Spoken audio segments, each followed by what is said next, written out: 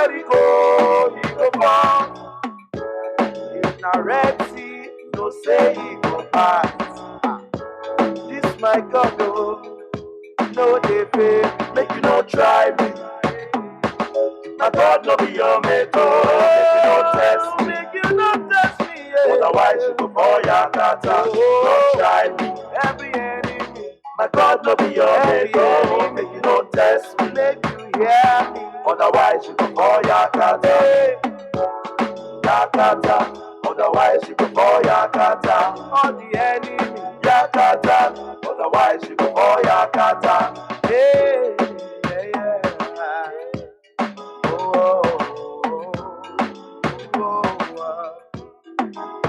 Yeah, I am royalty, royalty. I'm a child of the King, child of the King. Yeah, He's the Almighty, Almighty. So don't you mess with me, don't you mess with me. Yeah. I belong to the Prince of Peace, so don't you bother me, bother me, bother me, bother me. My Father is the Lord of creation.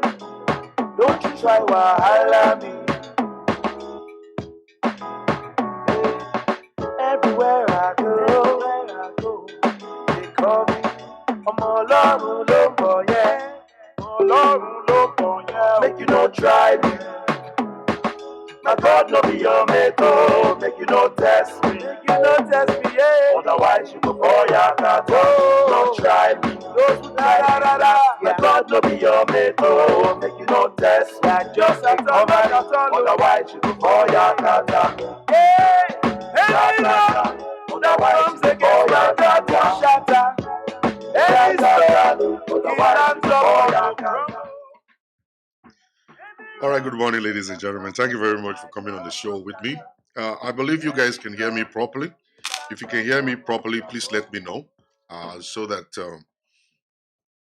I can have a very good feedback. And if you're coming on the show with me this morning, I want you to please go ahead and share this video on your page, on your wall, either on Facebook or maybe on Instagram. Let's get more people connected. I can spot Oduto Yemisi. How you doing? Aderemi Yinka. My God, Oduto Yemisi, you're number one. No, wow. Joy Uzobu. You're number one right there. Thank you very much. Odunto Yemisi. Thank you. Aderemi Yinka. God bless you. Mary Ode, how you doing? God bless you. Mr. Luz, I can't pronounce that name. All right.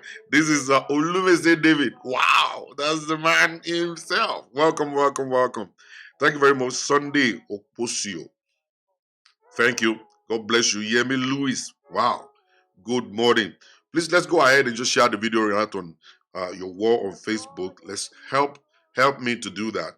And if you have not subscribed yet, please go ahead and subscribe to this channel real quick, because listen, this is gonna be crazy. We're not gonna hold back at all. This is YouTube. Nobody's gonna shut anybody down here. So we are ready for the old stuff. By the grace of God, this is the very first broadcast here on YouTube. By the grace of God, so we are all going to be able to enjoy it. By the grace of God, listen to this music. I'll be right back with you. Thirsty soul, them talk say this life not on my tongue. But you carry me go fun like I'm number one. Falling in the spirit, flying with anointing, swagger so divine. There's no need for fronting. Jesus got me, Jesus got me, Jesus got me. Yeah. Falling in the spirit, flying with anointing, swagger so divine. There's no need for fronting. Jesus got me, Jesus got me now. Jesus got me, yeah, oh yeah. Bold as a lion, gentle as a dove. Got my man on the beats on the beat. Got my man on the beats on the beat. Bold as a lion, gentle as a dove. Got my man on the beats on the beat. Got my melody beats on the beat. I just want to flow in the spirit, cause my Father is the Spirit. Call on Christ and He answers. He gives me All right, welcome. Kemi Agbana. How you doing? Good morning. God bless you. Miss Dapo Agoro, God bless you. Emmy Kola, God bless you. Lady O, good morning. Shield Power, God bless you. Thank you very much. God bless you. So this morning we're going to be looking at something very important by the grace of God. As you're coming in, I want you guys to just go ahead and just share the video on your Facebook page. Let's get more people connected this morning by the grace of God. I don't really care how many people we have at this time, but I know it's going to increase by the day by the grace of the Lord God Almighty. I want you guys to just be a very good ambassador, sharing the video wherever you can, just for us to be able to, um, get more people connected. This morning, we are going to be looking at a topic very, very important. And this topic, this particular issue is affecting a lot of homes. It's affecting a lot of homes today. And we don't have anything to do because so many Nigerian people, we are always very secretive. We always want to hide whatever it is that is wrong with us. We don't want to speak out. We don't want people to know, oh, this is what we're going through and all that kind of stuff. All right. It's a kind of a big time situation right now that we need to speak out because, see, there will always be help. Somebody will be able to help you out. Somebody will be able to recommend a solution. Many of us, we just want to hide stuff. We say, oh, my pastor advised us not to tell anybody anything. My pastor advised us not to tell anybody anything. And we believe that this stuff is actually, happening to you alone. It's not just only you. It's happening to everybody. If there is the English for orififo that is headache, it means that that headache is happening to somebody in America, it's happening to somebody in London. Okay, so it's not just powers and principality that is making it to happen to you in Africa. If there is anything called miscarriage, all right, that means that English, it's happening to somebody in London, happening to somebody in America also. Okay, so and it's happening to you in Nigeria. So we Nigerians always want to hide behind one power and principality is affecting us, is running after our lives and stuff. It's just a pity. That's where we're from. It's a pity that's where we're from. And it's very difficult for us to disconnect from such a kind of a background. And we're going to continue to actually be like that, until Jesus will come. I come to understand that people are so very much rooted in the past that it's difficult for them to disconnect and to see what Christianity really means. They don't understand it. So they are still in that same thing. They still believe the same thing. Some people they will not tell you they are traveling. If you ask them where are you going, they will not tell you they are traveling to Nigeria. They won't tell you they are traveling anywhere because they believe if I should tell you, you are going to come over and make my plane to crash land, or maybe you are going to do something that will make my life, that will kill me or whatsoever. We always forget that you don't have to tell the devil where you're going. All right. The devil and his agent, they're all over the place. It's by the grace of God we are living and surviving today. It is not because you are careful. It's not because you're hiding stuff. It's not because of whatever. No, that's not the issue. We just need to grow up and understand. Now, so many Nigerians will always want to hide stuff. We don't want to tell people this is what we're going through, this is what it is that we're passing through, and all that kind of stuff. You see? So when it comes to sexual relationship, a lot of Christian homes are being affected. Many men today women are very lucky. Why are they lucky is that the sexual remote sex report, I mean, their own reproductive organ is just right there, open 24/7. uh although even though it works with the mood, okay, that if the woman is happy, she's good, she's feeling fine, then you're going to enjoy sex with her. But the thing is that it's easy for you to rape a woman, all right, because the passage is just open, so you can just stick it in. Even though she's not interested, you can still penetrate her. Unlike a man, if you want to rape a man and the man is not having erection, it's going to be difficult for you to rape such a kind of a person. You can put a gun in his head, that gun will even make his kokoro to die. Okay, when you put a gun in a man's head, it's going to make the kokoro to die. so at the end of the day, it's still useless. You're still not going to be able to rape her because there's no erection. All right. So that's the problem right there. So many times we don't understand it. We don't see that.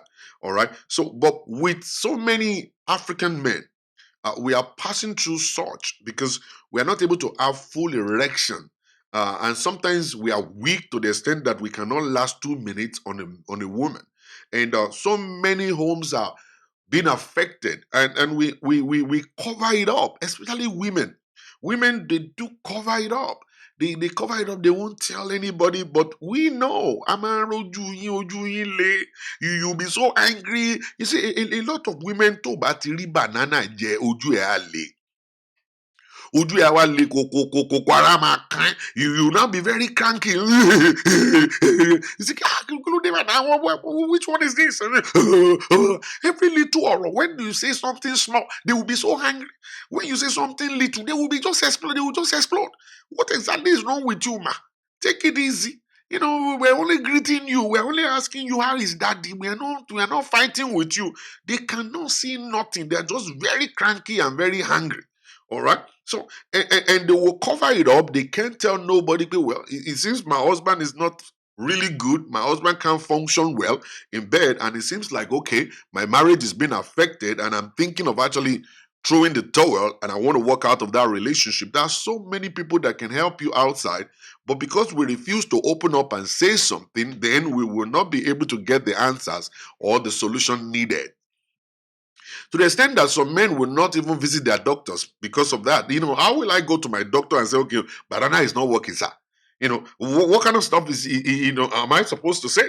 Am I supposed to say that to my doctor? Will he not ask me to take my pants off and want him to be touching my penis or something like that? And then how will he be looking at me? Okay, and my doctor happens to be a church member. He will attend the same church, or maybe my doctor is a friend of mine that we go to parties together, or my doctor knows somebody that knows me, or whatever. How will, how about if he should go and tell somebody? All right. How about if you go and tell somebody? So we will now decide to hide and just keep it within. And then we start doing all of this trial by error. We start taking Viagra. We start drinking Aluma. We start drinking Ugidiga. Start drinking Subonton and all manners of things like that. We start drinking all manners of things and then trying to look for, a change.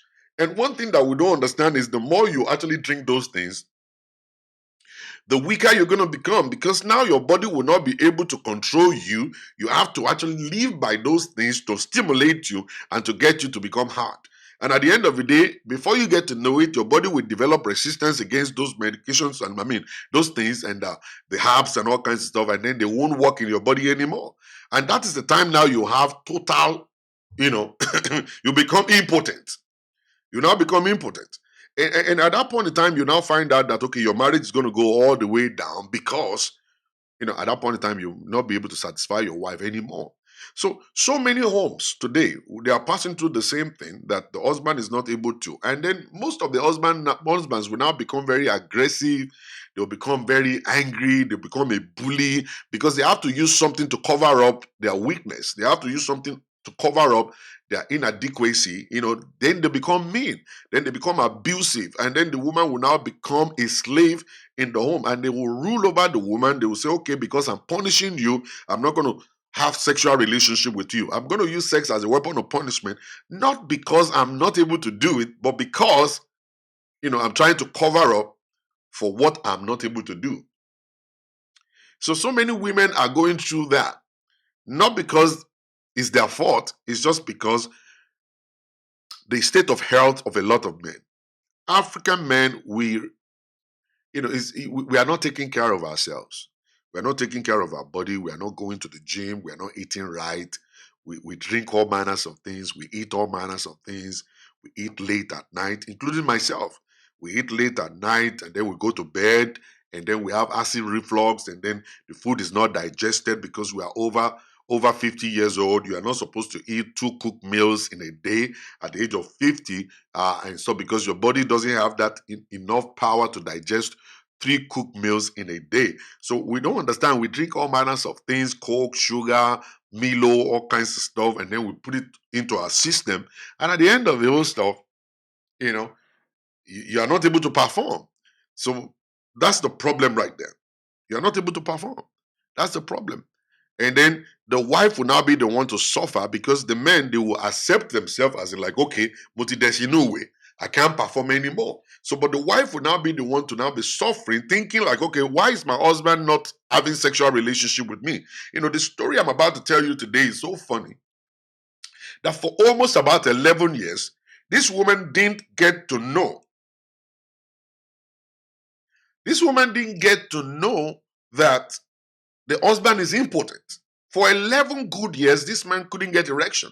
So he's been so mean in the house. He's so loud. He's so forceful in the house. So abusive in the house that for 11 good years the woman was just walking on eggshells in the home, thinking it's her fault. I'm not a good wife. I'm not doing the right thing. I'm not taking care of my husband. The house is dirty. The house is not clean. The bedroom is not nice. The bathroom is stinky. And these are the stuff the man will say all the time when the counselors will come and the pastor will come to the house. Like, I cannot live in this kind of environment. I can't make love to my wife because my wife is not clean. I can't make love to my wife because the bedroom is not nice. I can't make love to, he will always say all manners of things. For 11 good years, that woman was in the same relationship. In the same relationship, trying to get herself better, trying to see, am I the bad person? What exactly is wrong with me? Why am I not clean? Why am I not this? That she will spend extra time in the bathroom. Just imagine somebody spending extra time in the bathroom. She used to take a shower like 30, 40 minutes before. Now she's taking a shower like 1 hour, 30 minutes. Just trying to be able to scrub her armpit, scrub down there, scrub down there, scrub everywhere, just to make everywhere look clean. Whoa! Somebody just gave me a blast. That's a super chat. The super chat just came in $4.99. Thank you very much. Let me quickly just announce that to you guys. Thank you for that, my brother or my sister. I'm not sure who the person is. If you want to just give a super blast, you're going to click that $ right there inside your chat box on your right hand side, and then you can actually give during the show. Thank you very much for giving at this point in time. For whosoever wants to give, you want to give it $1, $20, $50, $100, you can go ahead and just click that sign, and then you will be able to give money as we go further. Now, this woman, oh my God, another person, Joy, thank you very much. God bless you. So this woman is just sitting down right there, and she's actually thinking in her head, what can I do? How can I make this whole stuff better? How can I be able to put my husband back to myself? Because a lot of times the women always try. The women always try. They always try and try and try and try just to be able to make things work. But the men, sometimes they're just arrogant. They're just very arrogant. They just don't want to comply. Instead of, them sitting down and say, okay, honey, this is my problem. This is what is actually wrong with me. All right. Instead of that, they won't do that. Joy Discovery. Thank you very much. Thank you. Thank you. God bless you. Thank you for that super chat. As you're coming in, please, you can actually just give out a donation by clicking the $ inside of your chat box, and then you can give as much as you want to give by the grace of God. Now, so the issue is that, the women, they always want to try. But for a man to sit down and say, listen, okay, this is the problem of my life. I'm having problem with my erection. I'm having problem with staying on top of you for more than 2 minutes. I'm having this problem or that problem. But the issue is that they won't tell you. They don't want to talk about it. They're so stubborn. They can't just open up and say, this is the problem affecting me. It could have made life so easy. Life would have been very easy if they can actually humble themselves and just sit down there and look into the whole stuff and say, honey, I've been making you to suffer all this long, but I'm not interested in making you to suffer anymore. This exactly is what is wrong with me. I am not complete. What is wrong with you, honey? Have you seen a doctor? That will be the next thing your wife will say. All right, then your wife will say, okay, can we see a different doctor? Can we see my doctor? Can we go to a different place? And then you guys will start running all around trying to find a solution for yourself. And one thing I want to tell you, African men, is that you are not the only one having that issue. Can I repeat that? You are not the only one having that issue. A lot of people have the same issue all over the world. All right. And they are all seeing doctors, and they sit down with therapists, and they go to sex therapists and stuff, and then they sit down with them to actually get diagnosed what is wrong. Probably it's not actually a medical case. Maybe it's psychological. Maybe it's because you're passing through a situation. Maybe it's kind of like a blockage in your bloodstream. Maybe it's maybe that high blood pressure. Maybe it's your medication that is affecting it. So many things can cause it. You need to go and find out what the problem is. And then if at the end of the day, medically, they couldn't tell you what is going wrong, the next thing you want to do is to go ahead and just become go and attack it spiritually as you pray. And like as we were saying yesterday at the church, at the lighthouse, if you guys don't know that I'm actually a pastor of a church also. I'm the pastor of the Lighthouse Christian Outreach Center in Brooklyn, New York. So if you're in Brooklyn, New York, and you don't have a home church, you can actually come to visit us at the Lighthouse by the grace of God. So, now then you go spiritual. And then when you go to pray and God refused to answer your prayer the first day, continue to pray. If God refused to answer your prayer the second day, continue to pray. If God decides to answer your prayer, good. If not, still good. It's still fine. All right, do you have to kill yourself because of that? No, life should continue. But the issue is that you got to open up to your wife. That's your better half.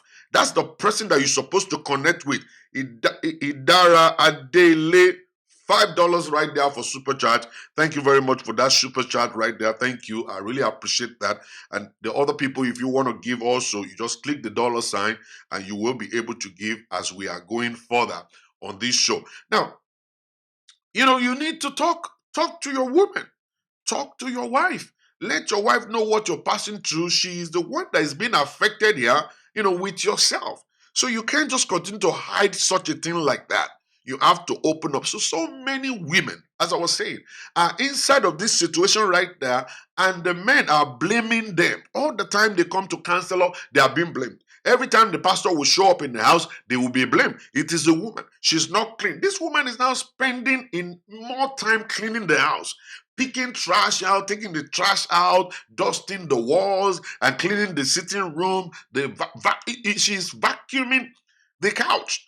She will vacuum the couch. She will clean underneath the couch. She will clean outside of the house and stuff. She will take her car to the car wash to clean her car up. Because see, she's actually trying to do everything possible just to make the man to come back home and sit home and let them become husband and wife again. But the men, because of that situation, they will continue to go far and further away from home. And every time they will actually put the blame on the woman. One woman called me and she said 11 years I have been with 11 years, we have been on the same situation. We've been married for over 20 years. And the past 11 years have been crazy because, my husband has refused to have sexual relationship with me for 11 years. And it's just recently I found out through somebody that my husband is not able to perform anymore. He used to be a good guy. He used to be able to perform. He used to do 3 or 4 times in a week and all kinds of stuff. And right now, my husband is impotent. He cannot perform anymore. I said, so when did you get to find out?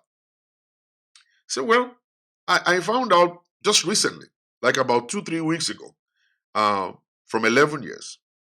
Just imagine a man that is that arrogant, a man that is that mean, that you actually, getting married to a woman means that, okay, you love that woman, you are ready to spend the rest of your life with such a kind of a person.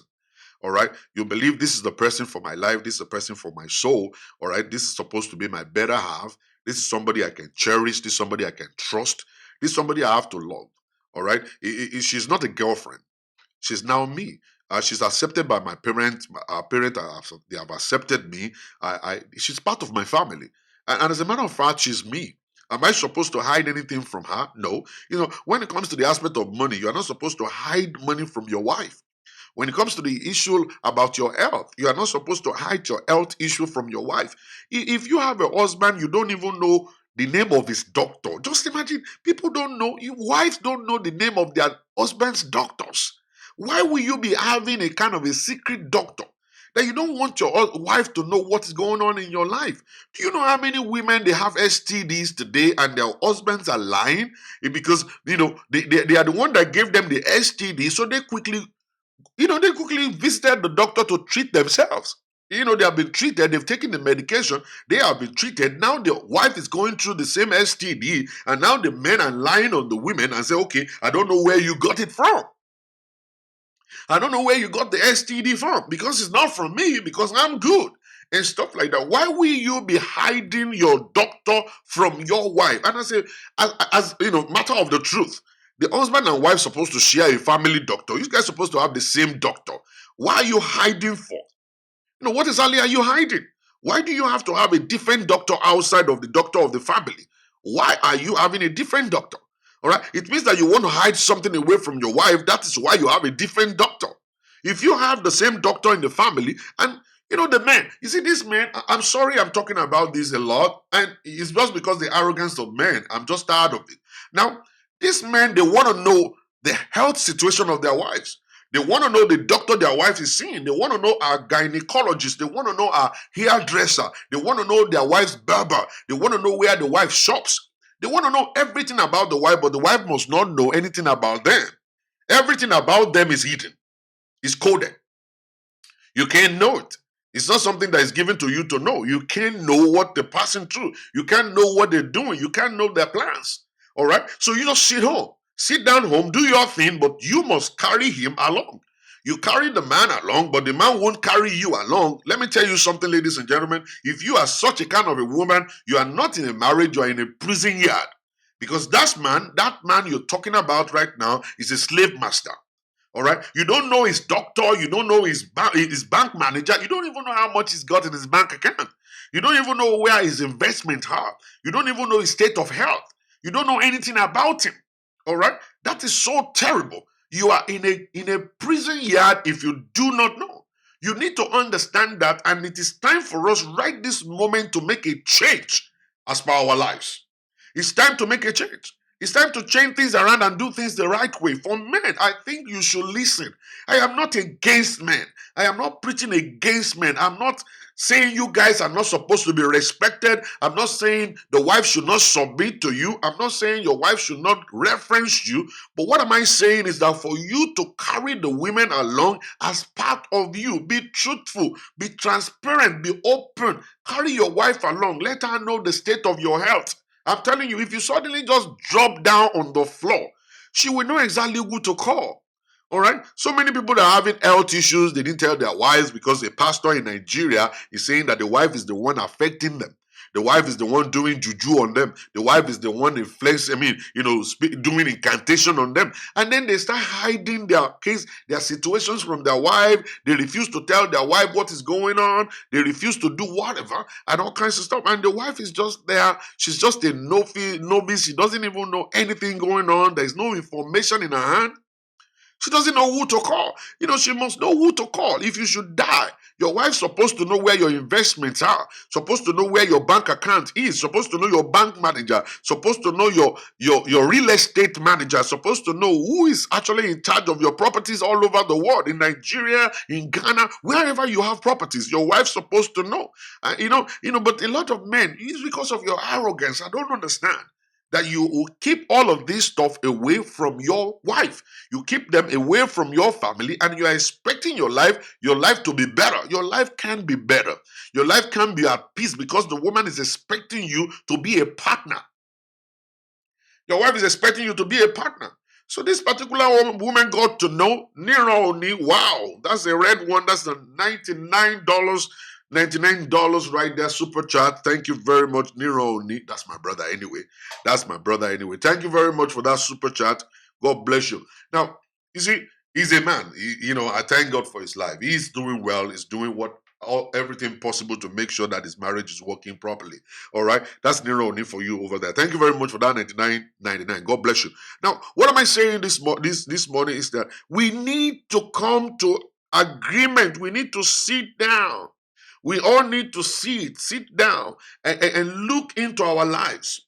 Check our lives. Look at what is missing. What am I missing? What are the what where am I disconnected from my wife? Where am I disconnected from my husband? All right. Why am I hiding all this stuff? I need help. And help can come. My wife can know somebody that can help me. All right. If not my wife can actually tell somebody who can actually find someone that can help me. When it comes to erectile dysfunction, when it comes to you being impotent, when it comes to you not being able to last 3 minutes on your wife, there are so many people you can actually approach. There are so many books you can read. There are medications for you. There are things you need to do. Those are the things that you have to acquire as knowledge, and then you put them in your life, and you will see that your life will be transformed and changed. The wife that God has given unto you, God didn't give you that woman there to just be a decoration or just a sex toy unto you. She's supposed to be a helpmeet, a partner in that relationship. If anything should happen to you, she's going to be a partaker of it. If you should slump and die, she's going to be the one to mourn you, and she's going to be the one to carry the weight. She will be the one to carry the weight. You need to carry her along. That's why they say, so you automatically need to understand that you are not supposed to hide anything away from your partner. Who is your partner? Not your mother.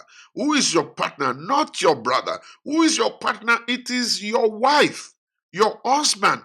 That is your partner. That's the person you should reveal things to. That's the person that should know the in and out of your life. That's the person that's supposed to be able to know your weakness, your strength. That's the person you're supposed to show your inner mind.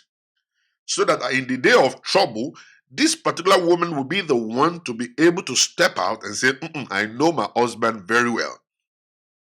I was opportune to work with a family many years ago. And this family, the husband and wife and stuff, they're very good Christians. The husband is a pastor, the wife is a pastor's wife, and the pastor herself and stuff. They're actually wealthy. And, I worked together with them. And what I found out was that the man didn't show the wife all of his properties, whatever he's got. So, but he was able to show me. He actually, I had the password to his organizer. I know where the money is. I'm actually, I can sign checks on behalf of the man.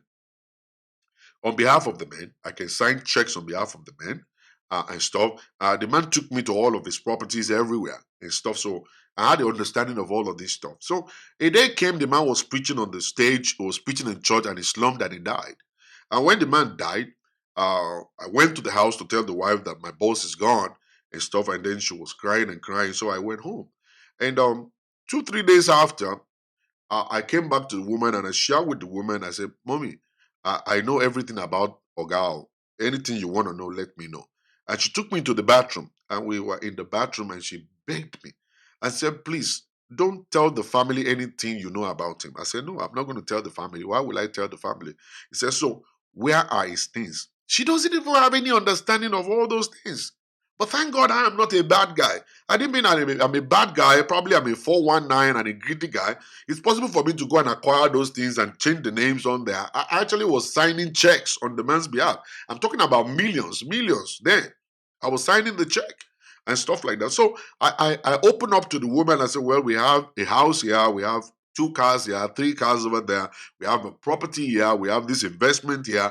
And even Oga's organizer is with me. This is it. So I gave it to her. She doesn't even know the password. She doesn't even know the password to the organizer of the man. So I gave the password to her for her to be able to enter into it and be able to see all what my boss, everything, all the plans and everything. All right. So I was able to do that, by the grace of God. So many men today, they are just exactly like that. They believe there are certain things that a woman must not know. All right. At the end of the day, you might decide to go and trust somebody you are not supposed to trust. And then when you trust somebody you are not supposed to trust, all that sweat is going to be given to somebody that didn't labor for it. Somebody that is not going to help you to take care of your children will be the person that will take all those properties away. So many people today, they have lost everything they worked for.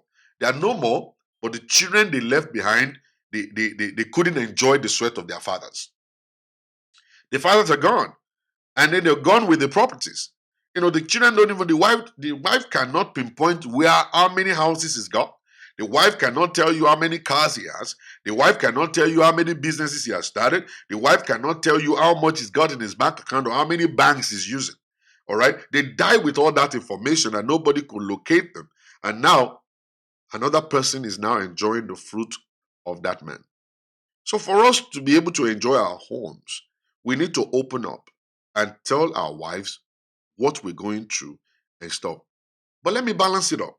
Let me quickly do a kind of a balancing up. That even you women, you have a part to play.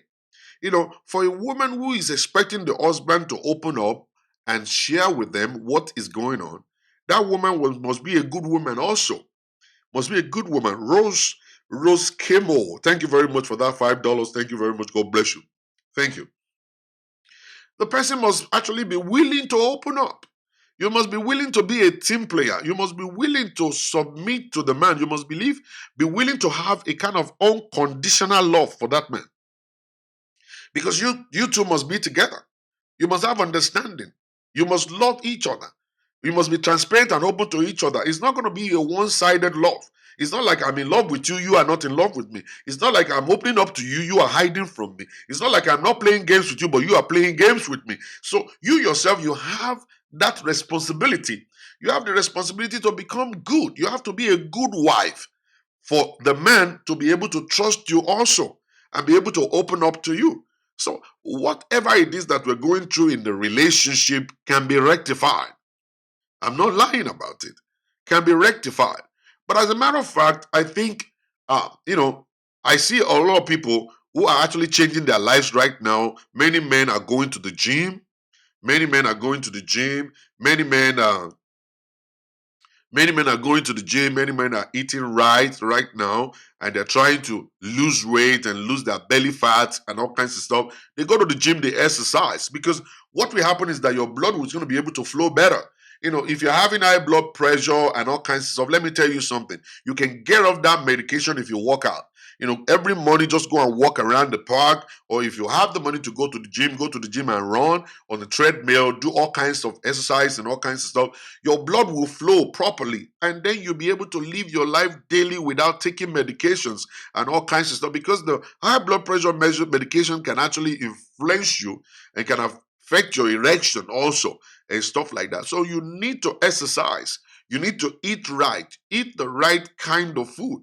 All right. Don't eat. You don't want to eat 3 cooked meals in a day. Your body cannot digest 3 cooked meals in a day. You eat pounded yam in the morning. You eat eba in the afternoon, and then you now eat rice at night. Your body cannot digest that. Cannot digest that. All right. So you need to eat just only 2 cooked meals in a day. 2 cooked meals in a day are talking about the breakfast and then the lunch. At night, you cannot eat anything cooked at night. So you just eat fruit or eat something light and then go to sleep. That's going to help you also, because you won't have acid reflux at night. Because what acid reflux is that your acid coming into your stomach and then coming all the way to your esophagus and then choking you. And then every day you have acid reflux, the walls of your stomach, of your esophagus, is being chopped out, is being eaten up gradually, and it can cause sores right there that might turn into cancer of the throat, and then you can die from that. All right. So instead of that, you need to just run away from there and just eat in the morning, eat in the afternoon, and then throughout the day you're walking and doing all kinds of stuff. You digest the food before night, and then you go to sleep and you're fine. All right. And then at the end of the day, you exercise, you walk around, stop driving all the time. You don't drive all the time. Sometimes go to the gym, sometimes walk, take a bus, take a train, and walk around. And as you're doing that, you're going to exercise your body, and then your blood will flow constantly, correctly, from your leg all the way back to your brain, from your brain all the way back to your leg. Okay. And at the end of the whole stuff, you'll be fine. Reduce salt. Yeah, you reduce your sugar intake. All right. Thank you very much. All right. Stop eating bread a lot. Stop eating yam a lot. Stop eating rice a lot. When you reduce all of that stuff, eat vegetables, eat fruit, and all that stuff. There's nothing wrong with you eating meat. Eat a little bit of meat. Eat a little bit of chicken here and there. But just stay away from red meat. Stay away from red meat, and then your life will be better. And then you exercise so that your body can digest the food, and then you can actually use the bathroom constantly. And I'm telling you, your penis is going to be active. Your penis is going to be active. You need to do that now before anything will happen, because if you wait until the time that you will now have problem with erection, that's going to be terrible. So it is now that you're still having erection that you can now actually apply all of these principles. Now that your erection is still good, this is the time for you to maintain it by you sharing with your wife, okay, honey, I want to live right. I want to be able to be fit enough to satisfy you the rest of my life. What can we do is by we changing my diet. So your wife will now understand that your kitchen is going to become a pharmacy. It's going to become a pharmacy instead of your kitchen becoming a mortuary. You don't want your kitchen to be a mortuary where your wife will cook food that will send you to the mortuary quickly. All right. Let your kitchen become a pharmacy where you get things that will heal your body, where you'll be able to boost your immune system, where you'll be able to get the strength. The kind of food that is coming from your kitchen must be a kind of food that will promote good health. Okay. Your wife must understand that to cook good meal for you. Mika Aki, thank you very much for that $10. Thank you. God bless you. I really appreciate that super chat. God bless you. Man, I really appreciate people today. You guys are actually supercharging me, chatting me today. Thank you very much for that. Now, somebody may be there, may be thinking, how are they doing that stuff? When you look at that chat box, all the way to your right, you're going to see a dollar sign right there. You can click that dollar sign, and then you will be able to give any amount of money you want to give straight to us by the grace of God. So you need that understanding that your kitchen must bring food that will help your body. Your kitchen must not bring food that will kill you. Oily food. I love oily food. I love to have a lot of oil on top of my soup, so that or when I'm frying the sauce, so that you can fry it well and make it look good and all kinds of stuff. But my doctor told me, he said it's gonna build up cholesterol in your body. I'm taking cholesterol medication. I'm taking high blood pressure medication at that point in time, and it was just kind of like killing me. So I was like, listen, I need to do something about this stuff. So I started working out. I started walking all around. Whoa, what is going on? All right. It seems like we are having problem with the internet. Let me quickly fix it, and then we go from there. I don't get a lot. Jesus never fail, never fail. Jesus never fail, never fail. Jesus never fail, never fail. Jesus never fail, never fail. Jesus never fail, never fail. Jesus never fail, never fail. Jesus never fail, never fail, never fail. Jesus never fail, never fail, never fail, never fail.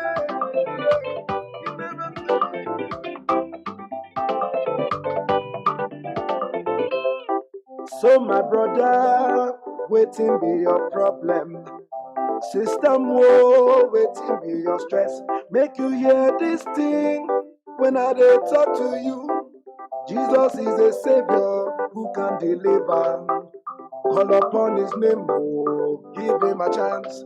A trial will convince you that Jesus never fail, oh. Jesus never fail, oh, never fail, oh.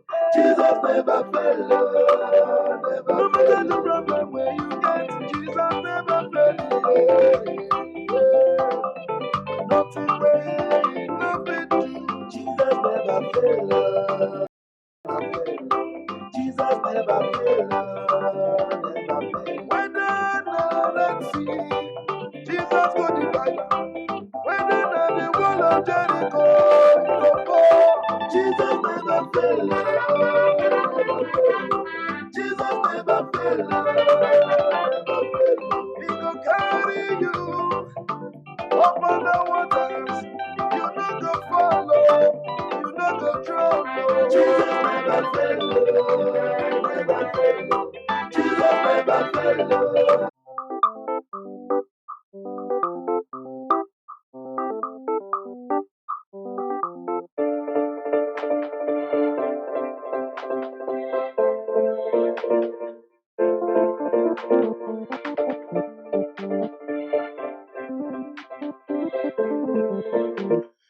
All right, we're back. We're back again, ladies and gentlemen. Thank you very much for coming back with us.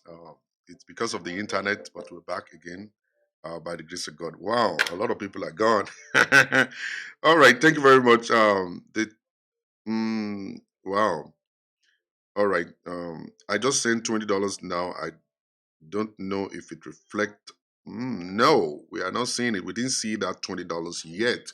It's possible, but there was a kind of interruption when it comes to the issue about the internet. So probably that's the reason why it didn't reflect. I'm not sure, but I'm going to check it out later. If you have not subscribed to this channel, please go ahead and subscribe to the channel right now. Subscribe real quick to this channel by the grace of God, and let's continue to have a good time by the grace of God. All right. Oh, you begin to wonder what happened. I'm really sorry about that. It's the internet that is fluctuating right now. So I changed the old source right now to a different base. I believe this is going to be great. But see, as I was saying, so it is better for us to eat right, eat the right kind of food, that will actually nourish our body and keep us in good shape. Yeah, if you have a question, feel free to ask your question. Uh, by the grace of God. If you want to make a phone call in, the telephone number is actually there. But if you have a question, you can type it in. I'm going to answer. I hope pounded yam is allowed. Of course, you can eat pounded yam, but when you are eating pounded yam, don't eat pounded yam as in like in the morning, at night, in the afternoon. All right. Don't do that. Don't eat pounded yam 3 times in a day. You don't eat pounded yam 3 times in a day, that's gonna kill you. Don't eat pounded yam 3 times in a day. You can eat pounded yam in the afternoon as you're walking and running all around the place and all that. Eat very light breakfast. Toast bread with egg and a cup of tea and stuff is good for you. Like me, I love coffee, but now I'm cutting down on my coffee also because coffee is gonna kill you. It's gonna mess your life up if you drink coffee like every day. So I'm mixing up. Today I might drink tea for the next 3 days and drink coffee also, and then we keep going. So you eat in moderation, yeah. You know, so that's the way you're gonna do it. So don't eat pounded yam like Ijesha or Ekiti people. They love to eat pounded yam and say, "Iyán ni mèé jẹ lọ́sàn, iyán ni màá jẹ lọ́sàn, iyán ni mèé jẹ láàárọ̀, iyán ni mèé jẹ nírọ̀lẹ́ náà, màá jẹ iyán lẹ́ẹ̀mẹrin lọ́jọ́ kan." You now be bouncing on pounded yam and pounded yam. You are going to the grave, and that is why and that is why so many people and that's why so many people they die. When they die, they lie on powers and principality and say it's the devil that is killing them, it's a witch, it's one mama in the village that is killing them or something like that. And it's a lie. It's not the witch or wizard that is killing them. It is too much of yam that is causing too much of wahala in their system. The body is not able to digest the food. Okay, so that's why they died. They die of heart attack. They die of high cholesterol. They die of all manners of things. All right. So when you eat too much of carbohydrates, it's going to turn into sugar in your body. It's going to turn into sugar in your body. Okay. So you have to be very, very careful what you eat. Don't just eat anything. All right. So you can enjoy your pounded yam in the afternoon. It's good to eat pounded yam in the afternoon and then you walk around and everything. You have enough energy to do your daily job at the same time. So some people, there was one particular man that said to me, he said, "Pastor Shola, me, I eat pounded yam before I will make love to my wife." I said, "If you eat pounded yam before you make love to your wife, you're going to be heavy." He said, "No, I have strength to be able to bang my wife real well." I said, "Okay, that's good for you." I said, "One day, it is because your penis is still is still getting erected. One day when your penis will not be able to wake up, you will understand that you are actually being abusive towards your body. You're abusive towards your body. All right. So you need to be very careful. What about balancing your diet and your kids requiring another food every day? Of course, the children must actually eat what they gotta eat. Children must eat meat for them to be able to grow. Protein is important for them, not plant protein. We're talking about meat, chicken, meat. Red meat is good for children for them to grow. All right. So when they are eating their food, you don't have to eat. You have to understand that self control must be there, even though you are looking at it like you want to eat it, but you can't. Always remember, it will affect you later down the road. I'm not a doctor, but I have been going to the hospital like constantly, to talk about my health. So it's important for you guys also to know that.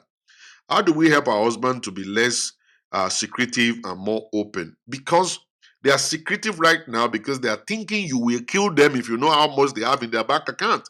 All right, it's because a lot of women they get angry too. You get so angry, you say all manners of things to your husbands and all kinds of stuff. The husband now get defensive. They're like, okay, I'm not going to tell them anything. I will just hide my stuff. I won't tell them nothing. And sometimes women too, they do a lot of crazy stuff by hiding money, sending money to your own parents behind them, and then you get caught one day. That man may never trust you again with his own things. All right. So you yourself, number one, you have to be open. For you to get that reaction or that action from your husband, you yourself, you want to get that kind of behavior from your husband, you have to behave the same way. You have to be open. You have to be transparent. You have to be accountable. You have to tell him things. You have to call him and then sit him down and say, this is what is going on in my life also. So let him know. So you are training him and teaching him to be open also. So don't pay him back in his coin by you now saying, okay, you are not telling me things, I'm going to hide my own things also. So at the end of the day, you guys are going to just be a couple that is hiding stuff, very secretive couples. So you guys won't say anything. So you women too, you have a part to play inside of this.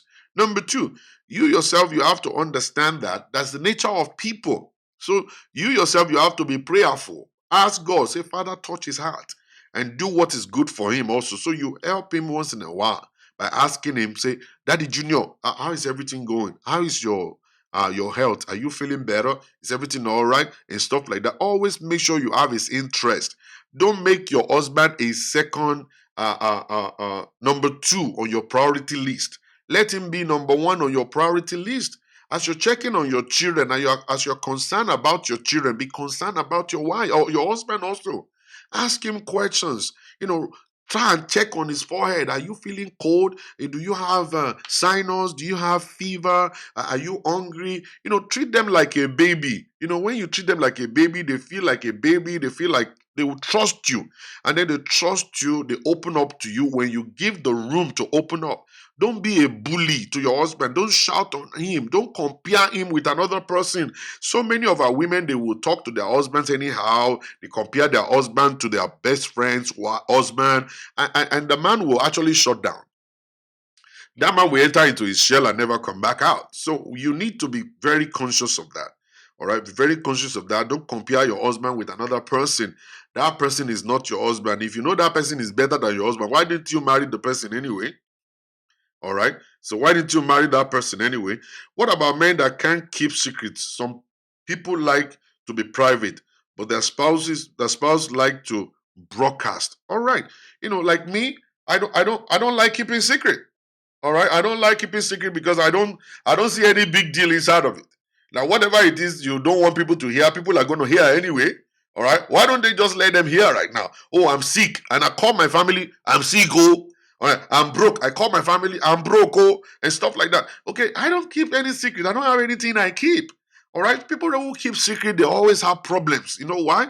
Because they always think, people have had, somebody's talking about it over there. Maybe somebody just said it to them. Somebody just probably my husband has broadcast, has been broadcasting it all around the place. So you will not have rest. Now, what you don't want people to know, don't do it. All right, that's my own policy. That's the way I think. What I don't want people to know, I'm not going to do it. Okay, so about somebody broadcasting whatever, you can broadcast anything about my life. That's your cup of tea. All right, it's not going to affect me in any way because what I'm doing is what people must hear. It's not what people cannot hear. So if you share with people, that's good.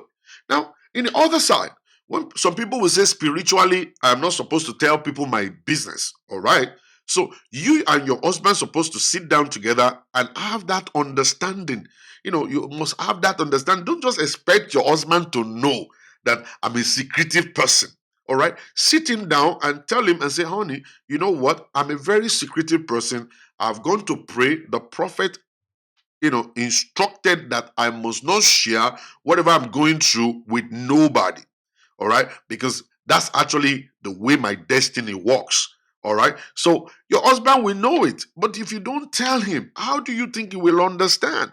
All right, you need to sit him down and let him know these are things that I'm going to be telling you, but these things must be between me and you if you don't want to cut my life short. If you want me to prosper in life, this stuff I'm going to share with you must be between myself and you. All right, and then the first time you will hear it outside, don't get angry. Just call him up and say, honey, what I shared with you, I heard it from your mom. What happened? Oh, I told my mom, but I told you not to. And this stuff is going to endanger my life. You see, gradually, as you're talking about this stuff, you will understand. And when anything happens that is negative, always point him towards it. Say, you see, I told you not to share with somebody. I asked you not to share with somebody, but you end up sharing it. Why are so many men hooked on porn? All right. Somebody just sent me it's kind of a secret question here. Why are so many men hooked on porn? Because the mind of women is a kind of a mind that always love adventure. We love adventure. All right. That's what we love. We want new things. And that's why I've been asking you women all this time, please open up, don't be rigid. Men don't get born again like you guys. We are not like that. We don't marry Jesus like you guys marry Jesus. All right, we don't carry our Bible and put it under our armpit and go to church every time. You don't see men wake up and be shouting and be saying, die, die, die, die inside the house. Our own born again is actually a very good born again. We always balance physical with spiritual. We are not like you people. So when you don't give us what is needed, we will find it elsewhere. We will find that fulfillment elsewhere. All right. So we will find it. So women must understand that you must become a team player. Some of the women will say, I'm really tired. I'm going to work. I come back from work. I have to take care of Junior. I have to take care of Big Ben. I have to take care of Kinikon. I have to take care of this, and all kinds of stuff. And then you forget your marriage. In the course of you taking care of Junior, being paid, taking care of other people's businesses, going to church and be carrying Bible under your feet and be pastor sending you. If your pastor is the one giving you assignment, you don't get tired at that time. If your pastor give you assignment, you don't get tired. You only get tired when it's your husband asking for sex. You get tired when your husband is saying, let us do this stuff. You get tired when your husband is saying, oh yeah, you're deep bumper. You get tired when your husband says, lift your leg up. You get tired when your husband is saying, oh yeah, touch your toe. You get tired when your husband is saying, come and do helicopter. You get tired when your husband is saying, let me do wheelbarrow. That's when you get tired. You don't get tired when pastor is saying, go and visit Sister Ronkel. When you finish visiting Sister Ronkel, you go to this place, and then you visit this one, and this. So you don't get tired at that point in time. You jump around. All right. So instead of you focusing on your marriage, you actually acquire all of these assignments all around about that will get you so tired. Your husband is helping you with the children. Your husband is helping you with cleaning of the kitchen. Your husband is helping you with actually doing all manners of things in the house just for you to get ready for him to enjoy sex with you. No, you are not doing that. So you are just getting tired because your pastor is sending you all over the place. You go to night vigil 3 times in a week. You go to 7 days night vigil, 7 days revival, 7 days all kinds of stuff, and then you neglect your husband in the house. Why will he not go and actually start watching pornographic movies? Because by the time he's watching pornographic movies, he's stroking himself because he's going to masturbate. He is going to masturbate. He's gonna masturbate. And by the time he's masturbating, you will be the one to come and say, my husband is going to hell, my husband is going to hell. Say, why is your husband going to hell? Because he's masturbating, and so the man is sexually active. The man needs to do bass all the time. The man needs to be banged. He needs banging 24/7. He wants to be touched. All right, but you are not available because now you are marrying Jesus. You are going all around the place. You are the one they will see in Holy Ghost service. Then you are going to be the one they will see in die meeting. You are going to be the one they will see in the 7 days revival over down the street and everything. You are the one that is visiting prophet all around, trying to find revelation and vision all around the place, and you neglect your husband in the home. Why won't the guy go and be watching pornographic movie? Because he is not interested in going to ridicule himself. He's got the understanding that going to have a girlfriend outside will cost him money. Going to have a girlfriend outside is going to cost him money. Going to have a side chick outside will cost him money. They might decide to get pregnant for him, and then he will enter into a problem. Why don't he just sit down in the house and just carry his laptop, put it on the snap, and then go to a website where they show pornographic movie for him to just give pleasure to himself? It is so many times it's the fault of the women. So many women, they use sex as a weapon of punishment unto men. All right, they use that as a sex of a weapon, a form of punishment for men. They take away sex, leave the man alone inside of that stuff. At the end of the day, the man will eventually end up watching pornography movie and then will masturbate. And it's not the right thing. It's not godly. Masturbation is not godly. Pornographic movie is going to ruin your life. And it's not only going to ruin their own life, it's going to ruin your life also. Where is self-control, sir? Self-control for how many weeks? Self-control for how many months? Self-control for how many years? You're talking about self-control. Are you talking about the flesh? All right? Are you talking about the flesh? How many days do you think a man can withstand it? How many days do you think a man can, if it's not intentional? If it's kind of intentional, okay, I want to run away from sex for 2 months. Good, it's intentional. I want to actually run away from sex for 1 year. It's intentional. You already made up your mind about it. You're talking about self-control. What do you mean self-control? Women are also hooked on porn too. It is not just men. Of course, there are women too that are hooked on pornographic movie too. They are not sexually satisfied. Whenever I talk about a side, it's actually affecting the other side also. Because a lot of women, they go to work, they actually listen to the Caribbean sister talk about sex, they listen to the American sister talk about sex and all kinds of stuff. The husband is not giving it to them the way they should be given and stuff. It actually goes both ways. Africans generally, either you are a man or you're a woman. Either you're a man or a woman. It goes both ways. We are all backward. We are backward in everything. We are not ready to test run anything. We are not ready to open up to learn new things. All right, we talk about oral sex. You guys will be saying, anything moving bad.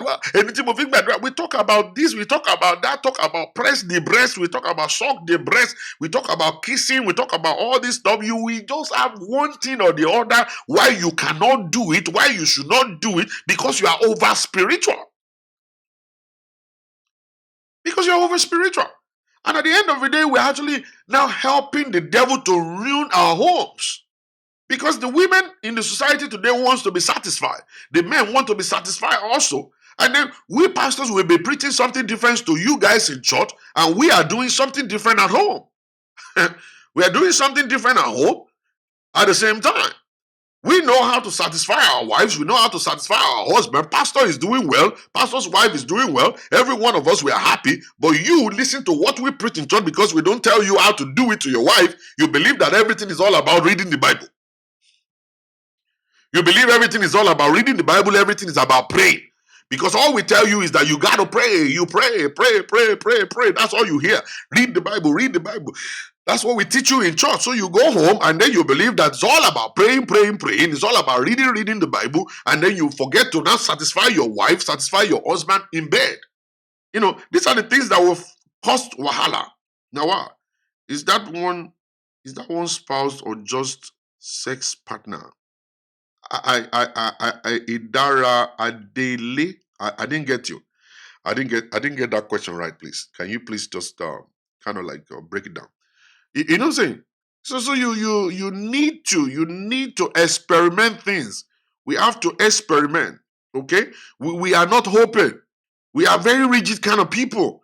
We always just believe in one thing and that's it. We don't want to convert over. We don't want to change. We don't want to open up and learn new things. There are new things that will bless your home. There are new things that will bless your marriage. All right? I always want to start from the cleanliness anyway, for women to be clean, men to be clean. All right? It will promote a lot of things. To be clean, look good, feel good, be good. I love to say that all the time. Women, please, I beg you, don't just be wearing Ruatibuba on top of nastiness. All right? Don't be wearing Iru and Buba on top of nastiness. All right? Don't. It's very, very terrible life. You put makeup on top of nastiness. Why? You rub powder on top of nastiness. The bottom is nasty. The base is nasty. Everything in the bottom is so nasty. It's not about taking a shower. It's about cleaning up. All right, it's about cleaning up, it's about looking sweet, it's about feeling good, with or without makeup, without iru and buba, without anything. When your husband will see you, let him smell good things, let him see good person.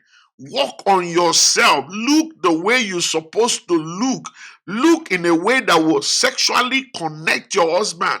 All right, don't lose it, don't drop it, don't stop trying. Many of you will just stop trying along the line because you have 3 kids. That's the end of your life. You believe that's the end of my life. I already have 3 kids. I'm not going anywhere. I'm not trying anymore. I'm done. All right. So many of you guys will put gele, put Iran buba on top of nastiness. Somebody will come near you in the next 30 minutes, will start smelling something terrible. All right. How do you think your husband will want to have sex with you when it's all this smelling down there? All right. When it's all this smelling down there, you refuse to go and see a gynecologist. You need to go and see your doctor. See a doctor. Open your leg to them. Say, let them check once in 6 months. Check down there. What is smelling here? Do I have a sickness? Do I have a disease or whatsoever? Let them check it. Go ahead and shave. If you have hair in your leg, shave it. Shave your armpit. Always apply good, serious deodorant. Take a shower 2 times in a day. It's not going to kill you. Understand that kind of stuff. Work on your body, work on your appearance. Go to the salon constantly. Do your hair. If you know you don't have money to do your hair, cut your hair and style it. And look good for yourself. Not just for your husband, but for yourself. All right? Look good for yourself. I sat down next to one woman, pretty woman. You know about pretty woman? When you're looking at pretty woman, well dressed, the clothes was shine dress, and the face on point with makeup and everything. I sat down next to her. I did not last 15 minutes. I was about throwing up when I ran away.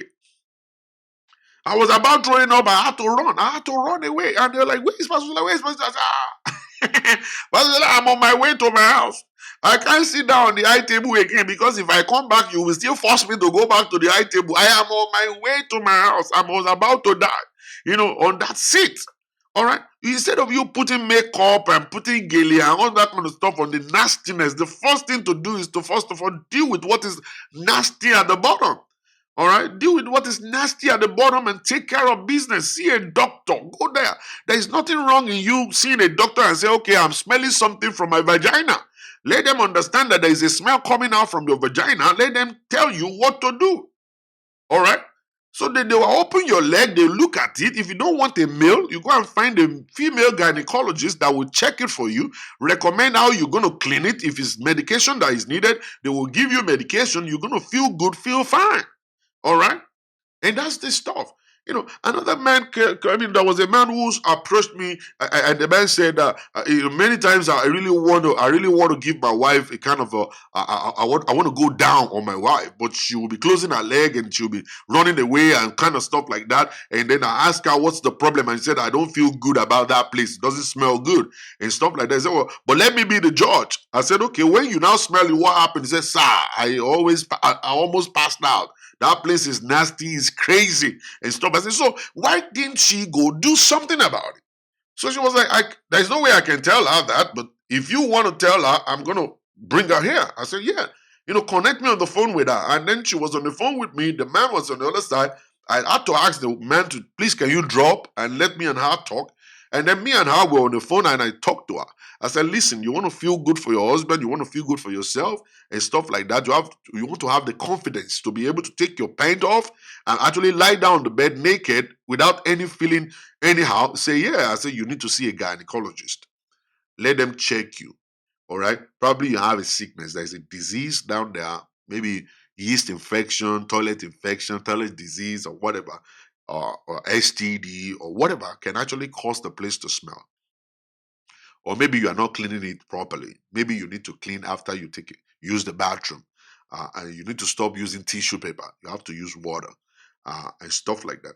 And all that kind of stuff is very important. You need to go learn from the people who know how to treat and take care of that place.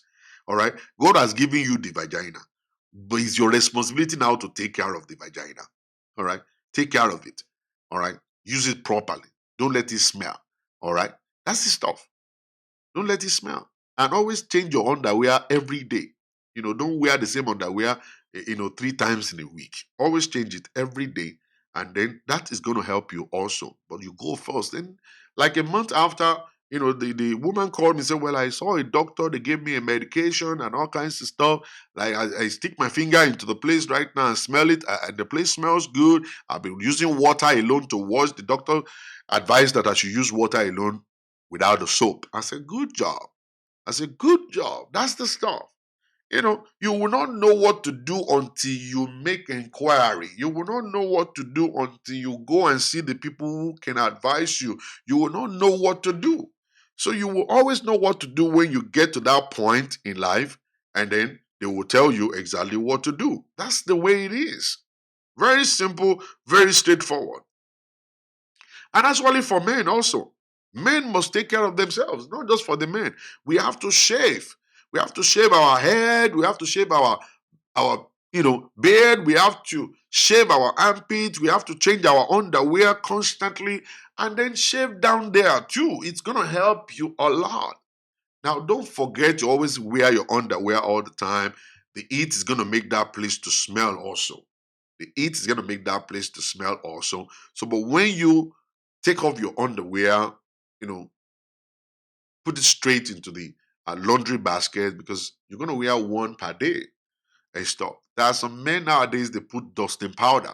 They put dusting powder down there just for the place to be fresh, for that place to be fresh. And then you want your wife to go down on you. It's not you are coming from work, you have not taken a shower, you just say, oh yeah, my boy, you're now taking your belt off, and you're taking your pants down and say, okay, give me blowjob, give me blowjob. Then that's not the woman won't be able to put her mouth there. That place will smell funny. All right, at least you guys go to the bathroom, take a shower, clean up, and feel good, and all kinds of stuff before coming. Your confidence will be there for me to put my mouth on you. Understand that kind of stuff? Because now I believe that you're clean, you're fine. All right. You know what I'm saying? That's very important. So if you have any question, feel free to send your question in so that we can read it out. Always carries cranberry juice, help with infection and odor down there. Yes, cranberry juice is good. It's actually good for your tract, your urine tract. Cranberry juice is good for your urine tract. It's going to clear the place off, clean the place up too. All right. So you need it. You need that point. You need that stuff. You need it. You need it. You need it.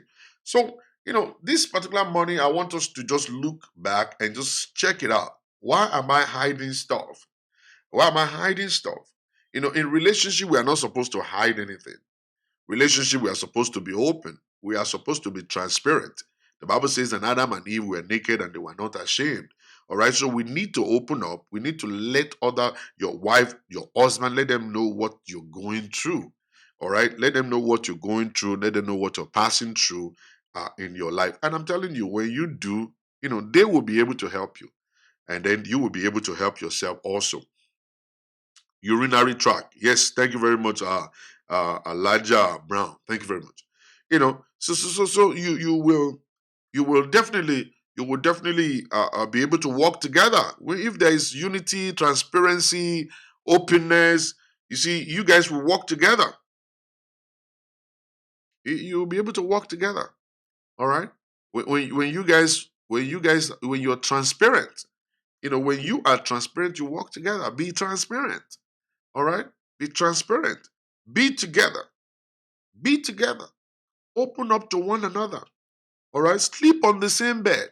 Try and sleep on the same bed. Have a matrimonial room. Have a matrimonial bed and sleep together on it. All right? Don't be doing any kind of yama yama all around the place. And the men, stop sleeping around. You don't understand. You can do it today doesn't mean you'll be able to do it tomorrow. If you should go and carry STD, you're going to kill yourself. You're going to kill your wife.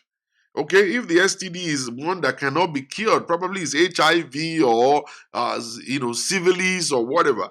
If you should carry all that, you are going to kill yourself and you're going to kill your wife also. All right. So many people today are regretting right now that why did I even do it? Why did I even do that kind of stuff? You just stick your penis into any kind of stuff you see. Understand? You are not thinking well. You are thinking not with your brain. You are thinking with your penis. And at the end of the day, I'm telling you, you are going to eat the rock because see, anytime you think with your penis, it's just going to go wrong. Everything's going to go wrong. I'm telling you, it will always go wrong. It's either somebody's going to get pregnant, or you're going to carry STD, or something, or you're going to enter into one chance and they will do remote control for you and take all your money. In the Old Testament, men had more than one wife. Why can't they have more than one wife in the present dispensation? You don't even need it. You need to go and learn from the people with two wives. Let's not even talk about the Bible. Let's talk about the stress and the wahala that is there. All right. You are married to one wife, you don't have peace. Okay. How about you now marrying to two wives? What kind of peace do you think you're gonna get? You can't. How about if you now go and marry three wives? What kind of, you see, what kind of peace are you gonna get? You can't get nothing. You can't. There's no peace for that kind of a person. You're going to be walking, running. You cannot please two women at the same time. Every one of them will always have a need. They will always have a request. And they always want you to be perfect. All right, they want to be perfect with them. They want their heart to be with you. I mean, your heart to be with them. Your heart is not here. You cannot call off the day you're supposed to be with me. You cannot call off.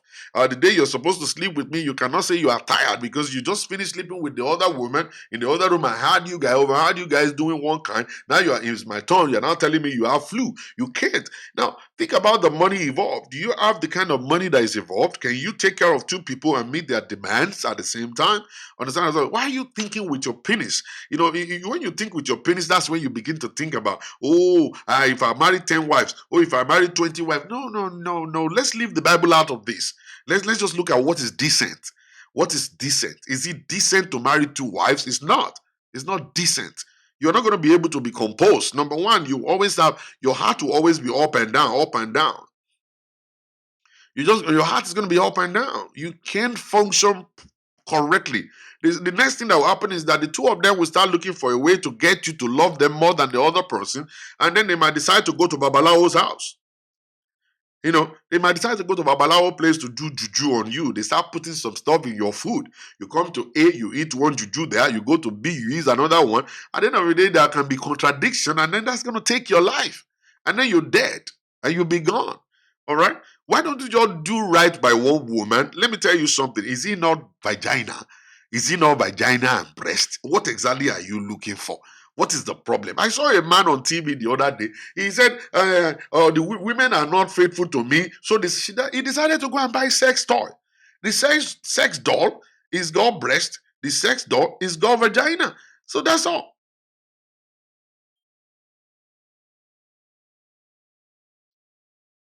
That's the stuff.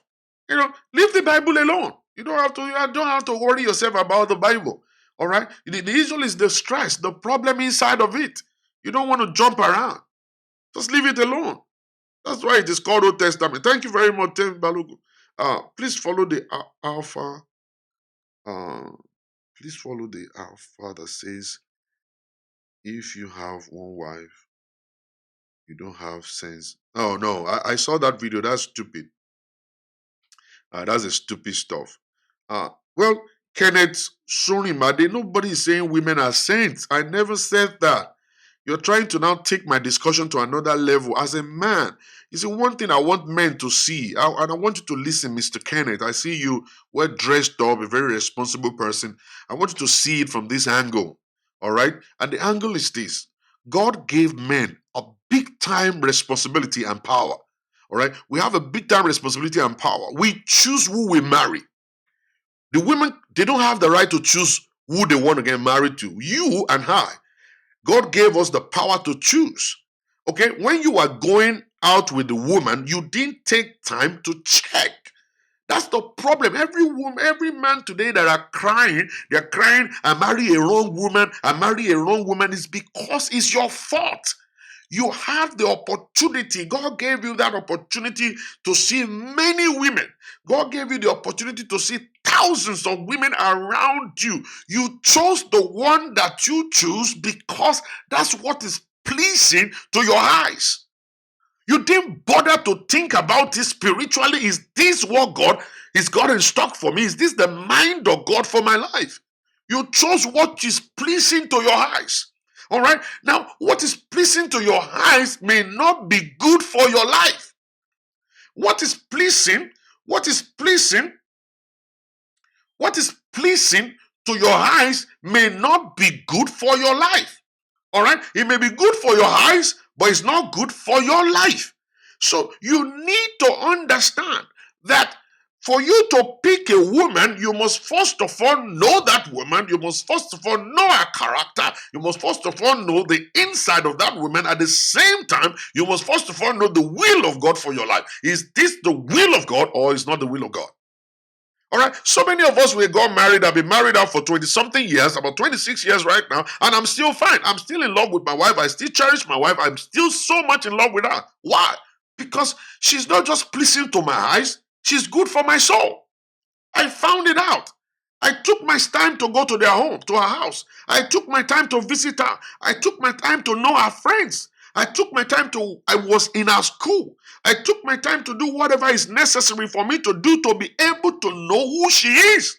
Before I pop the question, will you marry me? You see, the question that you popped about 10, 20 years ago, will you marry me, is supposed to be from a man who is well understanding of the fact that this is the mind of God for me.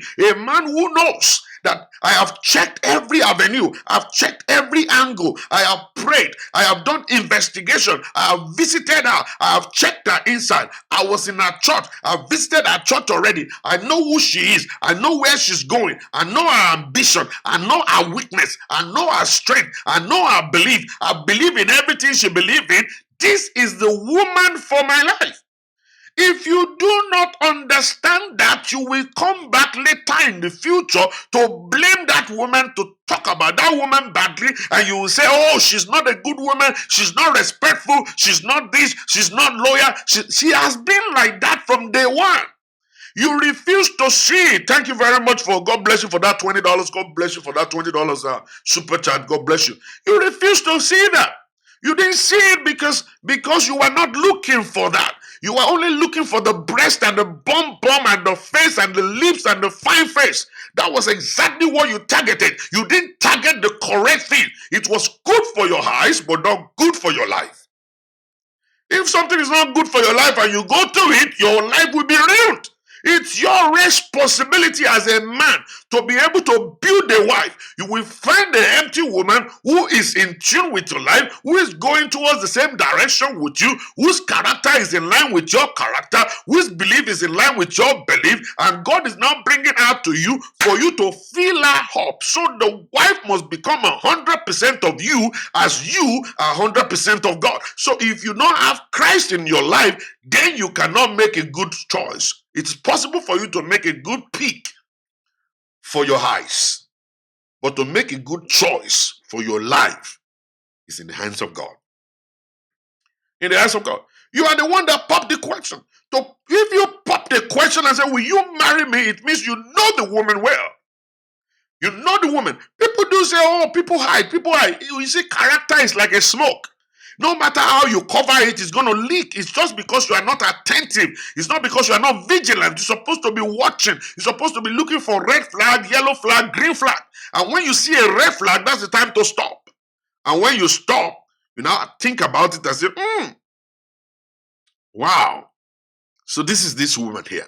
And stop. You see, the very first day you saw that your wife slapped her sister, when she slapped her sister, you are happy, you were jumping. Say, no nonsense girl. No nonsense girl. Wait, you are marrying a no nonsense girl. By the time she will slap your mother, you will remember you saw the red flag. You are the one that ignored it because you yourself, you are not connected to God and you're stupid. Now, the very first day you saw her was fighting, and then she slapped the conductor in the bus. When she slapped the conductor inside the bus and you didn't say anything, my girlfriend is a no-nonsense girl. You don't ridicule her like that. Wait until she will slap your own mother or maybe slap your dad. That's when you will realize you have seen the red flag before. That, oh, I saw that red flag before. I just ignored it because I'm stupid. So it is your fault as a man if you don't understand how to pick the right person, how to nurture a woman. It is your fault. It is your fault as a man. If you don't pick the right person, you have to go and look critically. Don't just kneel down. Don't just kneel down there and be saying, will you marry me? What is will you marry me without investigation? What is will you marry me without praying? What is will you marry me without all this? All right, you're supposed to check out for the red flag, the green flag, and all kinds of stuff. You have to do that. That's the stuff. It's now Air Force One. Nobody is saying there's no balance. And that is why when you pop the question and say, will you marry me? It is the woman that will say, yes, I agree or I don't agree. Can you just think? It's so simple. This stuff is so simple. Somebody is not supposed to be teaching us this one. Like me, I cannot be in a class, somebody teaching me how to get a girlfriend and how to look at the girlfriend to marry the girlfriend. Somebody should not be teaching me how to. I'm too grown for that. I'm supposed to understand all this. Now, the issue is that when you pop the question and say, will you marry me? Now, it's not the responsibility of that woman to say yes or no. So the woman too is investigating you. The woman too is praying and all kinds of stuff. So when the woman say, yes, I do, it means that the woman too did not investigate you very well. Understand that kind of stuff. And then he is, the woman is actually under pressure. So women, they are under pressure. They want to get married by fire, by force. They're looking at the age. Oh, I'm 40. Oh, I'm about to be 45. Oh, I'm about to be 38. So any man that comes my way, I will just jump on it. So they jump on it. And that's what women will do. I'm not blaming them for jumping on it. Okay, they will jump on it because somebody is asking them, will you marry me? Even when they go home, their parents will say, why don't you say yes? And just be married and go. And stuff like that. So the pressure will make them to say yes. But you as a man that's supposed to lay your bed the way you want to sleep on it, the way you want to sleep on it is just the same way. You just go straight, just like that. And you understand that this bed you are laying, this is, Pastor, I want, what I said is, oh, okay, all right. I got you. You are talking about being romantic. It's okay. That's fine. But now, you're supposed to now be the one to look at that and see, okay, I'm laying this bed. How will I sleep on this bed? That's the way you are laying that bed.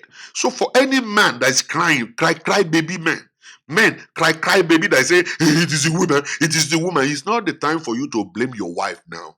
It's time for you to look back and say to yourself, I have messed up in my life. Okay?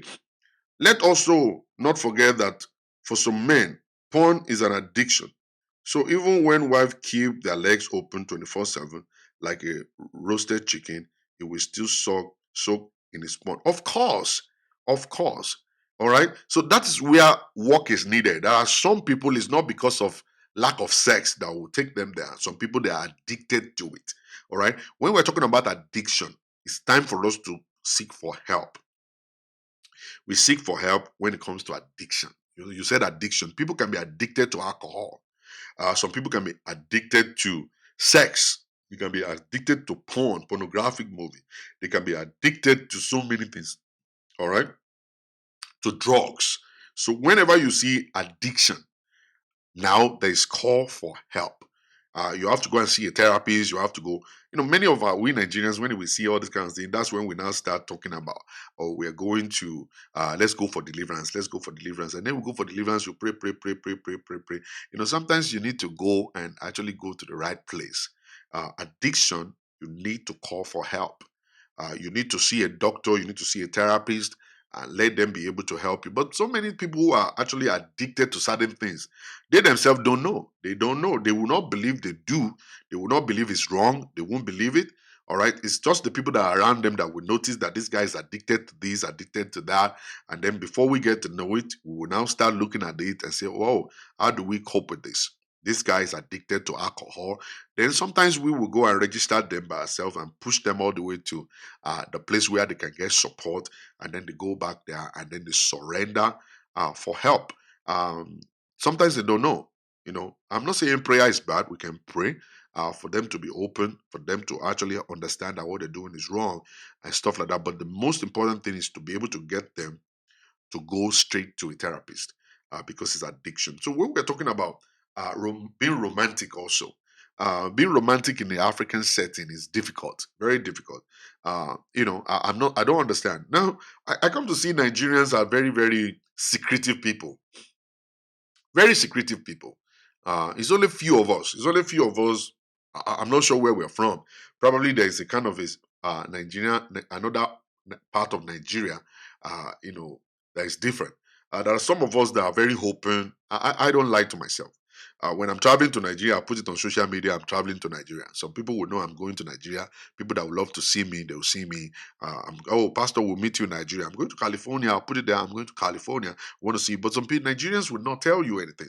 So, and it's affecting not just only their lives, it's affecting their marriage also. So, being romantic to them, they believe you are actually publicly showing off the love that you have for your wife. For your wife. They think you're publicly showing it. In Angelique, Elijah Brown, thank you very much for that £5. God bless you, man. Thank you very much. They always believe that they are publicly displaying their love for their wife, that their father didn't display it.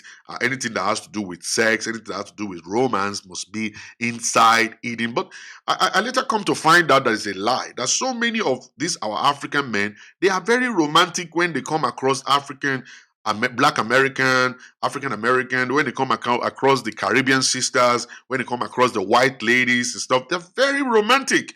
All right. They are not just romantic to the African sisters. Okay. And I don't know why. Some of them are very local anyway. Some of the Nigerian men are very local. They don't know because they don't know nothing. They don't know anything about sex than just to put it in and bang, bang, big, big, big, big, big, big. And when they're done, they start breathing. And then they roll over and they start sleeping. That's all they know. They don't know how to show love to their wife. They don't know how to buy rose flower. Even if your wife doesn't like rose flower, she must like something. You must find out what she loves. If she love your credit card, always get her some money, put it inside one credit card and give to her to go shopping. That's being romantic. You can actually cook for your wife. That's romantic. Go out shopping with her. That's romantic. Hold her hands on the street and you guys can walk together, put yourself together and hold hands and kiss outside. There are so many homes that husband and wife don't even kiss. They don't kiss at all. They don't do it at all. It's abomination to them. Understand? So that's the stuff. Some people, when they want to kiss, they will be chopping your mouth as if to say they are chopping kuli kuli and stuff like that. Is this kissing? I was looking at one video on social media the other day of newly married couple saying you may kiss the bride. The way the boy put the mouth on top of the mouth of the woman, it's like he was about to suck the entire face of the woman out. You know what I'm saying? So these are the stuff that they don't know. People don't know certain things. Some people are very local, they're backward. Some people are very secretive, they're very shy. They cannot display being romantic outside. They can they can't take their wives out. They can't go out on candlelight dinner. They can't travel on vacation and all kinds of stuff like that. All right. So many things that are very romantic we can do. So to be romantic is not having sex every day. All right. Romance is not having sex. Sex is different from to be romantic. All right. African men, you guys must actually know the difference between being romantic and being sexually active. All right. You might be sexually active and not be romantic. So Nigerian men, when you see the Caribbean sister will say, Nigerian men are our men. We love me some Nigerians. I love being Nigerians. I love being Nigerians. And then you'll be asking yourself as a Nigerian woman, what do you love about them? What do you love about them? You'll be asking questions like, you Caribbean sisters are shouting, I love being Nigeria. I love me some Nigeria. Then you begin to ask them, what exactly do you guys love about them? All right. It means that the Caribbean brothers are not as good as Nigerian brothers. That's very simple. That's very, very simple. That means the Caribbean brothers are not as good as the Nigerian brothers because the Nigerian brothers are very good guys. They know how to pound it. They know how to eat it. They know how to lick it. They know how to do it. All right. So, but when they come back home, we are not enjoying them. So, for Nigerian women, they would rather trade them away for the Black American guy or for the white American guy. I spoke with a lady recently. She abandoned John Best in Dofe. Thank you very much for that $10 super chat. Thank you very much. God bless you, John Best in Dofe. Thank you, sir. You know what I'm saying? So the issue is this. We are tired of what was I saying before? Okay, she abandoned her home her marriage in Nigeria because now she found a white guy who is very good. This guy can hit. he can eat potato. Man, when you're talking about potato, this guy can eat the potato. You know what I'm saying? Oh, potato, da. Understand? So the woman entered into the hand of that potato eater, and then that white guy was able to do it.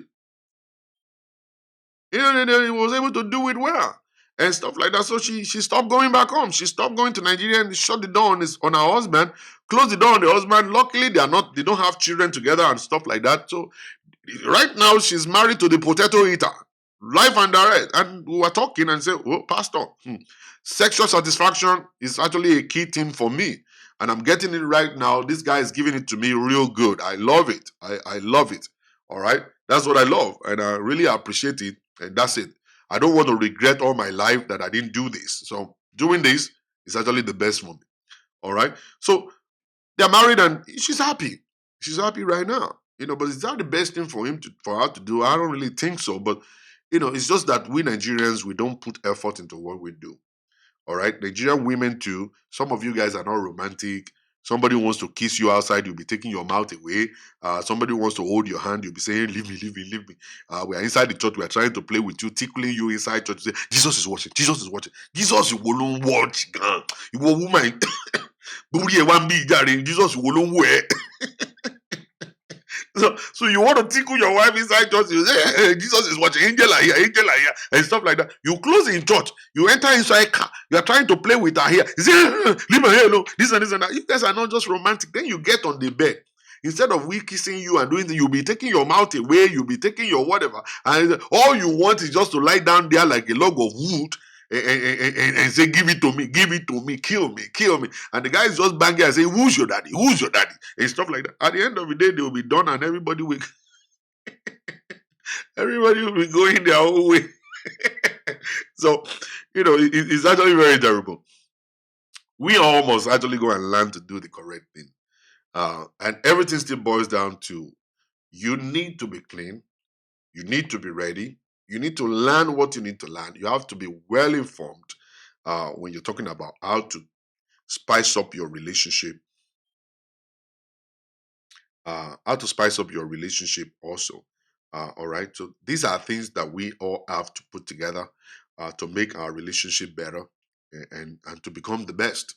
All right. Your relationship will be good when you actually learn how to do it. Like right now, I have a school that I'm actually working on right now online for people to be able to come in and learn about sexual relationship. I'm going to be bringing sex therapists on that particular platform for people to be able to learn. They're going to be typing stuff. It's not video. You're going to begin to see articles from them. You can ask them questions upon questions and all that stuff. So we're actually going to get you better. And then I'll bring them on my show here also. So we're going to be able to talk about sexual relationship. We're going to be able to talk about so many other things to uh, be able to help us to spice up our relationship, well, by the grace of God. All right. If anybody is willing to ask me questions, please go ahead and ask the questions right now. Because of my time, I have just only a few more minutes to go on this show. If you have any other question, feel free to ask. If you don't want to type it in for people to see it, actually type it in as a secret question. I'm going to read it out to the people and then we'll go from there. A man that can keep one wife is not too romantic because he's always want to be because he's always want to be real. I am not getting that. I'm not getting that. We are not um advertising one wife just because of sexual satisfaction or whatever. We are advertising it because it's ideal, it's the best, it's decent, and then that's the will of God for you. All right. So for people um that don't that are not connected with God, who don't believe in God, the issue is that we need to know God. We need to know God. We need to reference Him. We need to follow the commandment of God. All right. Uh, as you guys are coming in, please go ahead and subscribe to this channel. Thank you very much for coming today. If you have not subscribed yet, please, I want you to subscribe to this channel. I want us to get more people as possible by the grace of God. we're going to be downloading this particular broadcast and we're going to be posting it on Facebook also. By the grace of God, people would still be able to watch on Facebook at the same time later after we're done. How do we know it's the will of God? My God, that's actually a big one. That if I decide to start talking about it right now, we may not be able to get out of here. I have a few more minutes to go anyway. Now, number one is that before you can know the will of God, you must know God. Very important. Whosoever is not connected with God will not know the will of God. God must be your father, all right, before you know his will. Dina Rebecca, thank you very much for that $20 uh, uh, super chat. Thank you for that super chat. God bless you. Thank you very much. I really appreciate you. I appreciate everybody today, man. It's been wonderful. Um, so you have to. Number two, when you now connect with God, you must aspire to become a man of the spirit. The Bible says God is spirit, and those that will worship him must worship him in spirit and in truth. So you must actually now become a man of the spirit. You must be a woman of the spirit also. Um, also, you must be a man of the spirit, a woman of the spirit at the same time. All right. So when you are now in the spirit, because the flesh cannot know the mind of God, it is the spirit that can know the mind of God. So the spirit will now let you know the mind of God so that you can pray the mind of God. And every time you pray the mind of God, the spirit will be the one to reveal to you when you have prayed and you have received the mind of God. It is by the spirit you will actually understand. Uh, Okay, yeah, I will let them know that. It is by the Spirit. Now, somebody just share with me that if you subscribe to this channel, the next thing is click the bell. You're going to see a bell on the side. Click that bell because that bell will be an alert to remind you whenever Pastor Shola is online. You will see it. You'll be able to see that he is online. Let me let that question go through. So you see it there by Olumese David.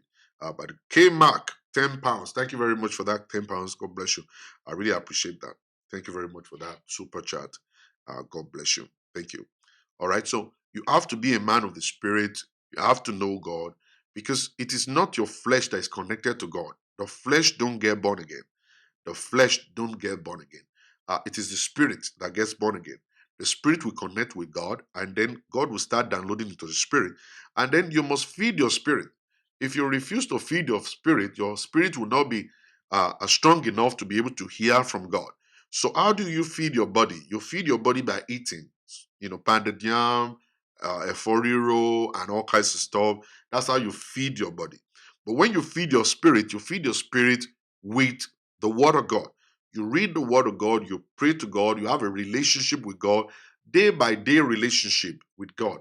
You start giving your spirit the required energy, the strength to be able to carry on, the strength to hear God, the strength to be connected to heaven. And then once in a while, you have to declare fasting for yourself just to knock your flesh down so that your spirit will become more powerful than your flesh. Your spirit will become more powerful than your flesh so that your spirit will rule over your flesh. So whenever you want to make a decision in your life, it is in the spirit that you're going to make that decision because your spirit is connected to God and God is connected to your spirit, and your spirit is the one controlling your flesh at this time.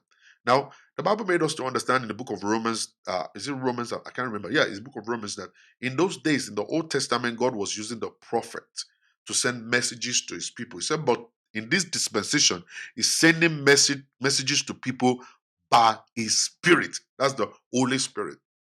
So whosoever is actually running towards whosoever is running towards the prophet all the time, you are only running towards the Old Testament. You are running towards the Old Testament. This testament, this particular period right now, this dispensation right now, God is sending his word to us by his spirit. It is by his spirit, by the spirit of God. That's how God is sending messages to the people. So if you are not connected in the spirit, you will continue to run around in the flesh. You will continue to run around to see prophets, and majority of the prophets are not connected spiritually too. They are only using psychology to see what is wrong with you, and then It's going to be the blind leading the blind. The two of you will enter into the ditch. The two of you are going to enter into the ditch, and that's going to be the end of the whole stuff. So you need to personally develop yourself and be able to hear God. You have to have the loudspeaker of God in you. Greater is he that is in me than they that are in the world. You have to carry God in you because your temple, the temple of God is your body. So you actually carry God in your body that is being controlled not by your flesh but controlled by the Spirit of God. Hallelujah. So that's the way it is. You develop faith. That's what the Bible says. Faith cometh. You develop faith by hearing by the word of God. When you develop your faith by hearing the word of God, you become strong in the spirit. That's the. How often do you have this live chat? Well, this is the very first one live on YouTube. I was formerly on Facebook, but this time around I'm on YouTube right now because I believe be- because um, because I believe that this place nobody can shut us down here. Number one, number two, there's so many good people here who can listen and be able to connect to the Word of God here at the same time. And at the same time, we will not actually be giving people too much of stress right here to be able to learn the Word of God. People can send their questions in. This platform is well put together. We can have secret questions so that people will not know who is asking the questions. Some people can even make phone calls in also. If you want to make phone calls in, you can make phone calls in also and all kinds of stuff. And at the same time, people can give to us. Here, as we're actually doing it, you see all the super chats coming in, people sending donation to us as we are preaching. It's a very good thing. It's more of an encouragement to us because the time that we spend coming in here to do what we're doing is not a little time. So when we get blessed, as we're blessing the people, when we get blessed, automatically we are going to continue to do it. And then we'll be able to sustain this broadcast as we go further. So I want to encourage people also to subscribe. I want to encourage you to subscribe to the channel and at the same time to click the super chat button to give, to donate to this particular platform as you're listening to this. So, and as you're listening to it, as you're giving, I'm going to actually thank you. I'm going to pronounce your name from here to give a shout out to you by the grace of God. And I believe that is going to bless you also. As you're watering me, I'm watering you back, and it's going to actually create a balance and we're going to be able to go further and further and further. And then if you have questions for me, feel free to talk to me, ask me questions and stuff. And then if you need counseling, you feel free to call me also on my telephone number. You're going to see it on the screen, +1 405 550 5135 is on the screen right there. You can make that phone call in for counseling sessions with me. You have need for a husband, you want to connect to a husband, you want to connect to a wife, you're searching for a life partner also, feel free to send me a WhatsApp message through that same number. Send me a WhatsApp message through that number, and then we'll be able to work together on how to find somebody for your life. Also, this platform is here to stay. This is raw. We're going to say it to you the way it is. We're not going to hide anything from you. We're not going to hide anything from you. I'm going to say it the way it is. I'm not hiding words. I'm not changing it. I'm not covering anything. I'm going to say it the way it is. If I'm supposed to call penis, I'll call it. If I was supposed to call vagina, I will do it.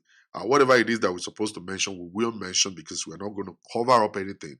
We'll do it the way it should be done so that you can understand how you should understand by the grace of God. So that's going to be it for today. Thank you very much, everybody, for coming on the show with me by the grace of God. Today we are playing the music of Femi Korode, right here. Yo, yo, yo, yo, yo, yo, All right. Make you ask Pharaoh. Now what I cover up. If you ask error.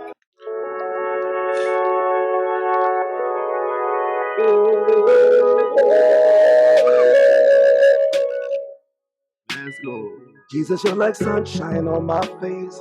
Blessing like water to a thirsty. When you look at the screen, you're going to see my name tag. On my name tag, all the way to the right, you're going to see that number written there. Like water to a thirsty. So thank you very much, everybody. Thank you to those ones who gave. the money for today. Thank you very much for those who have supported us in the way or the other. Thank you very much.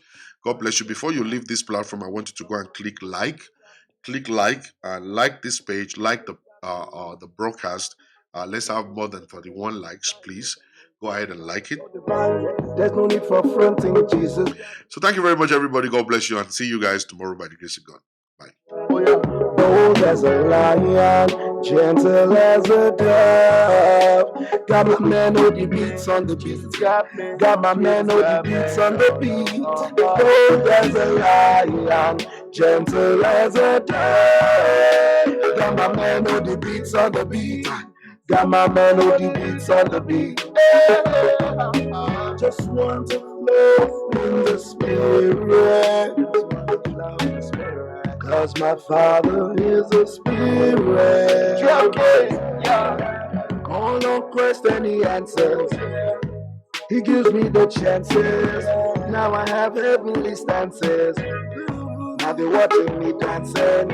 I call on Christ and He answers. Oh, even when I fall, He gives me chances. Na na na na na na na na na. Yeah. I call on Christ and He answers. Even when I fall, He gives me chances. Now I have heavenly stances. See them watching me dancing. I call on Christ and He answers. Oh, even when I fall, He gives me chances. Now I have heavenly stances. No, they're watching me dancing.